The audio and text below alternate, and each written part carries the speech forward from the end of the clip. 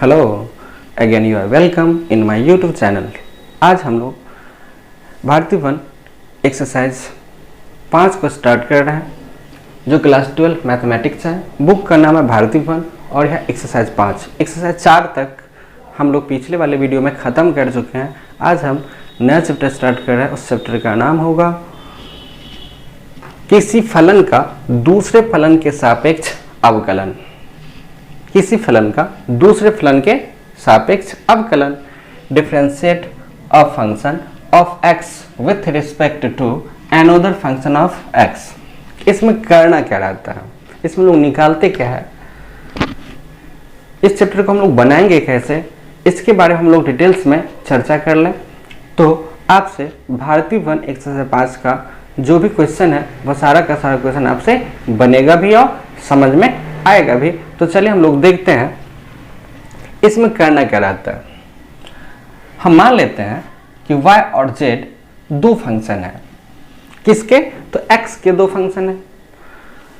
y और z दो function है जो दोनों x के फॉर्म में रहेगा या x का फंक्शन है। z के सापेक्ष y का अवकल गुणांक निकालना रहता है। z के सापेक्ष y का अवकल गुणांक निकालना है, अर्थात हमको dy/dz निकालना है। आपको दो फंक्शन दे देगा तो हम पहले फंक्शन को यदि y मान ले और दूसरे फंक्शन को हम लोग यदि z मान ले तो हमको dy/dz निकालना है। तो dy/dz निकालने के लिए क्या रूल है, हम उस रूल को देखें। तो dy/dz निकालने के लिए आपको करना क्या होगा, dy/dx मतलब y जो भी आपको फंक्शन दे उसे सबसे पहले आप क्या कर लीजिए, x के सापेक्ष dc कर लीजिए, जिससे आपको dy/dx मिलेगा। अब dz, तो dz निकालने के लिए आपको dz/dx निकालना पड़ेगा। तो dz/dx का मतलब होगा कि जो भी आपको फंक्शन दे देगा दूसरा, उसको आप z मान लें और उसे x के सापेक्ष dc करें, जिससे आपको dz/dx मिल जाएगा। जब आपको dy/dx और dz/dx मिल जाए तो dy/dx में dz/dx से भाग दे दीजिए और भाग देने के बाद जो भी मान आ जाए वही हमारा dy/dz होगा, जो किसी फलन का, यहाँ पर किसी फलन के जगह पर हमारा dy हो जाएगा दूसरे फलन के सापेक्ष, तो दूसरा फलन हमारा dz हो जाएगा। मतलब y का हमको z के सापेक्ष dc करना होता है। यहाँ पे dy/dx का मतलब है कि x के सापेक्ष y का अवकल गुणांक या dc, और यहाँ dz/dx का मतलब है x के सापेक्ष z का अवकल गुणांक या dc। हम यहाँ पर एक एग्जांपल पहले करके देखते हैं इसका क्या रूल है। अब यहाँ पर क्वेश्चन बोल रहा है कि sin x का tan x के सापेक्ष अवकलन करें या dc करें। किसका करें? तो sin x का। किसके सापेक्ष? तो tan x के सापेक्ष। किसका? तो sin x का। किसके सापेक्ष? तो tan x के सापेक्ष। जिसका, उसको हम लोग y मान ले, जिसके सापेक्ष उसको z मान ले। तो यहाँ पर किसका करना है? तो sin x का करना है। तो हम लोग मान लेंगे, माना कि y बराबर sin x। किसका करना है? तो sin x का, उसको हमने y मान लिया। किसके सापेक्ष? तो tan x के सापेक्ष, इसको हम लोग z मान लेते हैं। z हमारा हो जाएगा tan x, इसमें कोई दिक्कत नहीं है। अब sin x हमारा y हो गया और tan x हमारा z हो गया।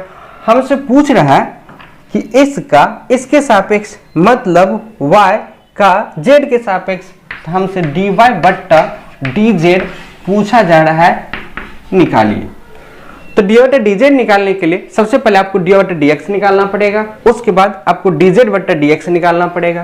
तो यहाँ पर dy/dx निकालने के लिए हम लोग पिछला 3 और 4 में जैसे हम लोग dc करते थे उसी प्रकार से हम लोग इसका dc कर लें। यहाँ पर x के सापेक्ष dc करें तो dy/dx बराबर होगा d sin x बट्टा dx।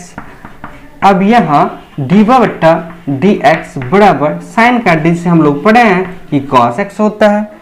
अब यहाँ z बराबर tan x है, इसको भी x के सापेक्ष dc करें तो dz/dx बराबर d tan x बट्टा dx। यहाँ पर dz/dx बराबर tan का dc होता है sec स्क्वायर x। अब देखिए dy/dx भी पता है और dz/dx भी पता है, तो यहाँ पर इस चैप्टर के जितने भी क्वेश्चन है सब में आपको पहले डी बटा डी एक्स पता करना होगा और डी जेड बटा डी एक्स पता करना होगा। जब ये दोनों बात आपको पता हो जाए तो पता करने के बाद हमसे पूछा जाएगा कि डी वाई बट्टा डी जेड निकालिए। तो डी वाई बट्टा डी जेड निकालने के लिए आपको करना क्या होगा, डी वाई बट्टा डी एक्स बट्टा डी जेड बट्टा डी एक्स करना होगा। अब देखिए डी वाई बट्टा डी एक्स का मान हम लोग यहाँ पर निकाल चुके हैं। डी वाई बट्टा डी एक्स का मान निकला हुआ है cos x, यहाँ पर हम लोग cos x रख लें, बट्टा डी जेड बट्टा डी एक्स का मान यहाँ पर निकला हुआ है sec स्क्वायर एक्स, तो यहाँ पर आप sec स्क्वायर एक्स लिख लीजिए। अब देखिए यहाँ पर cos x इंटू क्या 1/sec स्क्वायर को हम लोग cos स्क्वायर लिख सकते हैं, हाँ लिख सकते हैं। यहाँ पे cos x into cos square x ये हमारा हो जाएगा cos क्यूब एक्स, ये जो निकला ये हमारा डी वाई बट्टा डी जेड निकला। यही हमारा इस क्वेश्चन का आंसर होगा। इसका रूल क्या है, इस रूल को हम एक बार फिर से चर्चा कर देते हैं, समझ लीजिए। आपको दो फंक्शन देगा, दो फंक्शन में आपको बोला जाए कि इसका डीसी इसके सापेक्ष करें, जिसका डीसी करना हो उसे y मान ले और जिसके सापेक्ष डीसी करना हो उसे z मान ले। y और z हमको पता हो गया। अब हम लोग क्या करेंगे, y वाले को x के सापेक्ष डीसी करेंगे तो डी बटा डी एक्स मिल जाएगा, z वाले को x के सापेक्ष डीसी करेंगे जिससे डी जेड बटा डी एक्स मिल जाएगा। जब डी बटा डी एक्स और डी जेड बटा डी एक्स ये दोनों बात हमको पता हो जाए तो फिर हम लोग डी वाई बट्टा डी जेड निकालते हैं। तो डी वाई बट्टा डी जेड निकालने के लिए डी बटा डी एक्स बट्टा डी जेड बटा डी एक्स फॉर्मूला को लगाइए। डी बटा डी एक्स का जो भी मान निकला रहे और डी जेड बटा डी एक्स का जो भी मान निकला रहे उसमें दे दीजिए। यदि कट रहा हो या कोई फॉर्मूला लागू हो रहा हो तो लगाइए। लगाने के बाद जो भी आंसर आ जाए वही हमारा उस क्वेश्चन का आंसर होगा। चलिए एक और एग्जाम्पल देखते हैं। यहाँ पर है e का पावर x का x क्यूब के सापेक्ष अवकलन अर्थात डीसी करें। क्वेश्चन बोल रहा है e का पावर x का x क्यूब के सापेक्ष अवकलन अर्थात डीसी करें। किसका करें, e का पावर x का करें।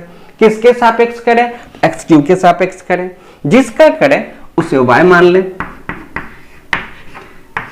किसके सापेक्ष करें, x क्यूब के सापेक्ष करें उसे z मान लें। अब y और z हम लोगों को पता है। अब हम लोगों को करना क्या होता है, y और z पता होने के बाद x के सापेक्ष डीसी कर लीजिए। x के सापेक्ष डीसी करें तो यहाँ पे डी वाई बट्टा डी एक्स मिल जाएगा। यहाँ पर डी e का पावर x बट्टा डी एक्स, यहाँ पर डी वाई बट्टा डी एक्स बराबर e का पावर x का डीसी वही होता है। अब इसके बाद हम लोगों को z का मान पता है, z बराबर एक्स क्यूब, इसे भी x के सापेक्ष डीसी करें तो डी जेड बट्टा डी एक्स बराबर डी एक्स क्यूब बट्टा डी एक्स होगा।